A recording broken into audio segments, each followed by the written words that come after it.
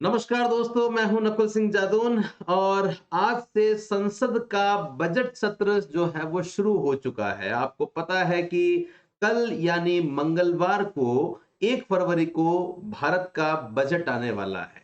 भारत के बजट आने से पहले एक प्रक्रिया होती है जो कि अपनाई जाती है। सबसे पहले राष्ट्रपति का भाषण आता है, उसके बाद वित्त मंत्री के द्वारा इकोनॉमिक सर्वे, आर्थिक सर्वेक्षण जो है वो जारी होता है और उसके अगले ही दिन बजट पारित होता है। और सबसे पहले जो मैं बता रहा था प्रोसेस में, सबसे पहले जो शुरुआत होती है वो राष्ट्रपति के भाषण के साथ होती है और राष्ट्रपति हैं हमारे रामनाथ कोविंद। और रामनाथ कोविंद के अभिभाषण के साथ में बजट के सत्र की शुरुआत हो चुकी है और उन्होंने संसद के दोनों सदनों को संबोधित करते हुए बहुत सारी बातें बताई है, जिनके बारे में मैं आपको बताने वाला हूं। राष्ट्रपति ने लगभग 52 मिनट का भाषण दिया था और इस 52 मिनट के भाषण में जो पूरा फोकस किया गया है वो किसानों पर, महिलाओं पर और 3 तलाक की भी बात यहां करी गई है। तो किसान और महिलाओं के लिए ये बजट मुख्य रूप से यहां पे आया है। और इसके बाद में ही, इसी भाषण के बाद में जो है वो इकोनॉमिक सर्वे पेश होगा, आर्थिक सर्वेक्षण पेश होगा, जिसके बारे में भी मैं एक ऐसा ही स्पेशल वीडियो बनाऊंगा। और मैं आपको बताता हूं कि आर्थिक सर्वेक्षण जो है वो वित्त मंत्री मतलब निर्मला सीतारमण के द्वारा बताया जाता है, जिसमें जिसमें वित्त मंत्री के द्वारा देश की वर्तमान वर्ष में आर्थिक हालात को बताया जाता है। मतलब देश की आर्थिक हालत को बताने वाला जो सर्वे होता है उसी को इकोनॉमिक सर्वे कहा जाता है। ओके, और उसके बाद में आम बजट आता है जो कि 1 फरवरी को कल सुबह 11 बजे आएगा। अभी बजट का जो समय है वो सुबह 11 बजे का है। पहले किसी जमाने में बजट का जो समय है वो शाम को 5 बजे हुआ करता था। जब बात बजट की आ रही है तो मैं आपको बता दूं कि वित्त मंत्री का ये चौथा बजट होगा। पिछले साल भी बजट पेपरलेस था, इस बार भी कोरोना के कारण ये बजट जो है वो पेपरलेस होने वाला है। बजट का चरण लगभग 3 चरणों में चलेगा।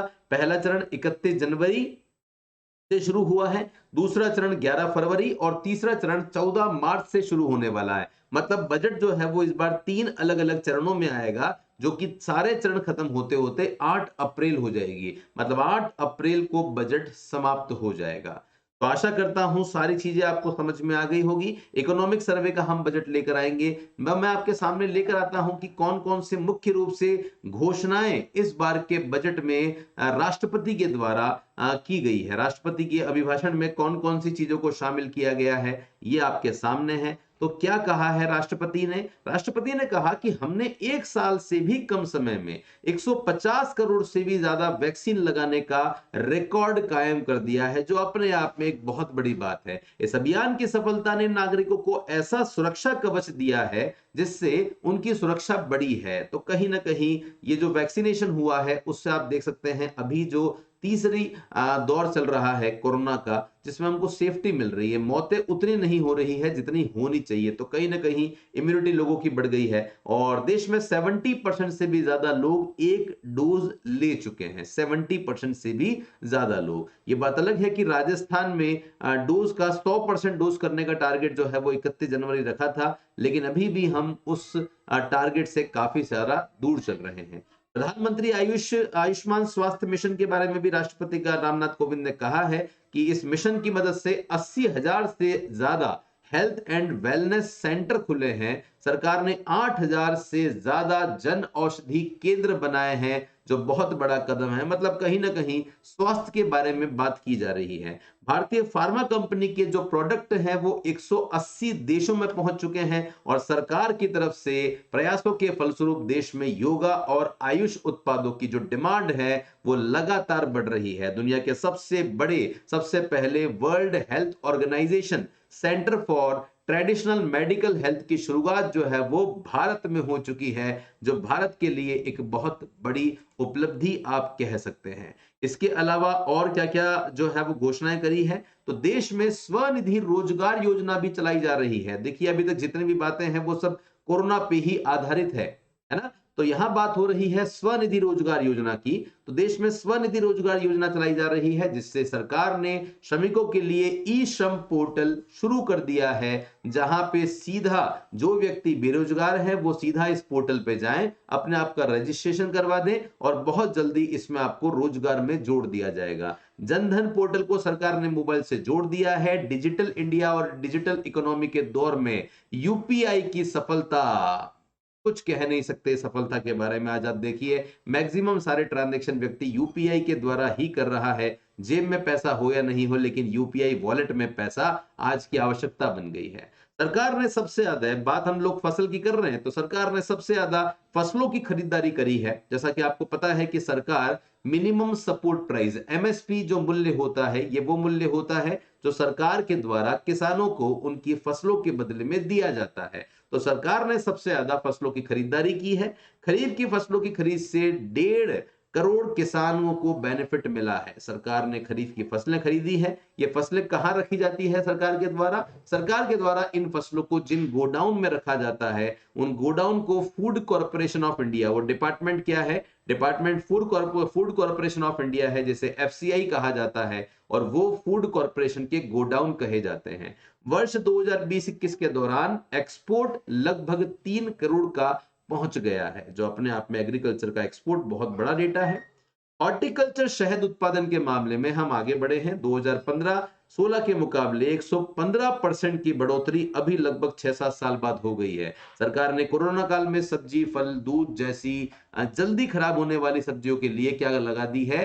कृषि रेल चालू करी है। इस बारे में भी आपको पता होना चाहिए कि हमारे भारत में कृषि रेलें जो है वो चालू हो गई है। देश के 80% किसान छोटे किसान हैं, जिन्हें सरकार ने लाभ पहुंचाया है। देश के 8 करोड़ से ज्यादा किसानों को 1 लाख करोड़ से ज्यादा धनराशि एज अ लोन दी जा चुकी है। तो किसानों के लिए सरकार प्रतिदिन नए नए परिवर्तन करती है। उन्हीं परिवर्तन के बारे में यहां सूचना है। खाद्य तेल national mission on edible oil जैसे प्रयासों की शुरुआत सरकार ने करी है। संयुक्त राष्ट्र ने वर्ष 2022 को, यह आपके करंट अफेयर्स में क्वेश्चन बन सकता है कि बताइए संयुक्त राष्ट्र ने 2022 को कौन सा वर्ष घोषित किया है? तो इंटरनेशनल ईयर ऑफ मिलेट्स के रूप में घोषित किया है। और मेरी सरकार मतलब भारत सरकार कई ग्रुप्स के साथ मिलकर इसको सफल बनाएगी। किसानों के लिए ही बात सिंचाई की भी हो रही है कि देश में सिंचाई की परियोजना और नदियों को जोड़ने के काम को और आगे बढ़ाया गया है।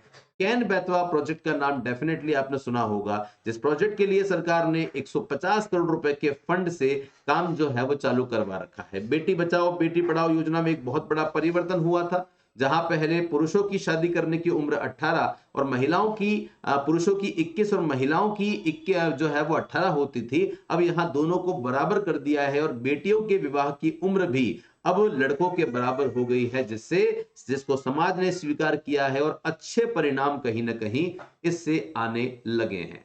शिक्षा नीति की बात कर रहे हैं, तो शिक्षा नीति में क्या हुआ है? शिक्षा नीति में जेंडर इंक्लूसिवनेस को बढ़ावा दिया गया है। सैनिक स्कूलों में लड़कियों को मिलेगी जगह मिलेगी। एनडीए में महिलाओं का पहला बैच जून में आने वाला है। तो कहीं ना कहीं जेंडर इनइक्वलिटी करने की कोशिश की जा रही है। पुरुष और महिलाओं में भेदभाव कम हो सके, उसके लिए हर एक भरसक प्रयास किया जा रहा है। रोजगार बढ़ावा देने के लिए 2015 में जो स्किल इंडिया मिशन शुरू किया गया था, उसमें हेल्थ केयर के लिए 6 प्रोग्राम और चालू किए गए हैं। टोक्यो ओलंपिक में भारत की उपलब्धि हम सब जानते हैं, कितना महान काम किया है। तो टोक्यो ओलंपिक के दौरान हमने भारत की क्षमताओं को देखा है। भारत ने इसमें 7 मेडल जीते हैं। पैरालंपिक में भी भारत ने 19 पदक जीते हैं। पैरा खिलाड़ियों को अच्छी ट्रेनिंग देने के लिए सरकार ने ग्वालियर में सेंटर फॉर डिसेबिलिटी तैयार किया है। ध्यान दीजिएगा, यहां पे सेंटर फॉर डिसेबिलिटी भारत में कहां तैयार हुआ है? ग्वालियर में हुआ है, ताकि पैरा ओलंपिक में जितने भी खिलाड़ी परफॉर्मेंस करते हैं उनका परफॉर्मेंस थोड़ा सा और अच्छा हो सके। इसी के साथ में कोरोना काल में 40 से ज्यादा यूनिकॉर्न स्टार्टअप अस्तित्व में आए हैं। हमारी सरकार स्टार्टअप को बहुत ज्यादा महत्व देती है। उसी को ध्यान में रखते हुए यहाँ पे यूनिकॉर्न स्टार्टअप शुरू किए हैं और भारत टेक्नोलॉजी की दिशा में तेजी से काम कर रहा है। सरकार ने कई नए सेक्टरों को एंट्री के द्वार खोल दिए हैं। सरकार के प्रयासों से देश फिर से विश्व की तेजी से विकसित हो रहा है। अर्थव्यवस्था में से एक देश बन गया है, मतलब विकसित अर्थव्यवस्थाओं में हमारा नाम आने लगा है और देश में विदेशी निवेश लगातार बढ़ रहा है। फॉरेन इन्वेस्टमेंट बढ़ रहा है। $48 बिलियन का विदेशी निवेश शुरू के 7 महीनों में ही हो चुका था। तो कहीं ना कहीं जब एक्सपोर्ट बढ़ेगा, इंपोर्ट कम होगा, तो हर देश प्रगति करने वाला है।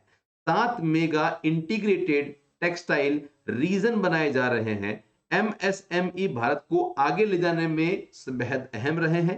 माइक्रो स्मॉल मीडियम एंटरप्राइजेस बहुत बड़ा एक एक्ट बनाया हुआ है इसके लिए सरकार ने। हाल ही की योजना से 13.5 लाख एमएसएमई को जीवन दान दिया गया है। खादी की सफलता 2014 की तुलना में देश की खादी की बिक्री को 3 गुना बढ़ गई है।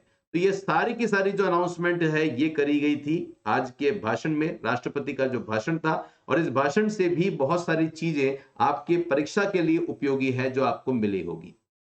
ओके, तो इसी तरीके से अगर आप लोगों को इंफॉर्मेशन चाहिए तो डेफिनेटली आप इस चैनल को सब्सक्राइब कर लीजिएगा, जहां पे आपको ये सारी इंफॉर्मेशन मिल जाती है। और अगर आप राजस्थान की अर्थव्यवस्था पढ़ना चाहते हैं, राजस्थान की अर्थव्यवस्था के व्यवस्थित तरीके से क्वेश्चन करना चाहते हैं, तो डेली अनअकैडमी राजस्थान के यूट्यूब चैनल पे मेरी क्लास होती है, अनअकैडमी एप्लीकेशन पे भी मेरी क्लास होती है। तो बिल्कुल आप उस क्लास को देख सकते हैं। और जब भी आप अनअकैडमी पे आना चाहें, मेरा नाम है नकुल, लाइव में आपको पढ़ाता हूं। तो नकुल लाइव कोड का यूज करके अनअकैडमी के हर एक सब्सक्रिप्शन पे आपको मिल जाता है 10% तक का डिस्काउंट। लेकिन अगर आप आज 31 जनवरी को लास्ट दिन है, अगर आप सब्सक्रिप्शन करवाते हो नकुल लाइव से, तो आपको 10 की जगह 20% का डिस्काउंट मिल जाता है। तो थैंक यू सो मच आप सभी का। सेशन को शेयर कीजिए अपने उन सभी दोस्तों के साथ में जो आप ही के साथ में गवर्नमेंट एग्जाम की तैयारी कर रहे हैं और इंतजार कर रहे हैं आर्थिक सर्वेक्षण का या बजट का या राष्ट्रपति के भाषण में हुई महत्वपूर्ण घोषणाओं का।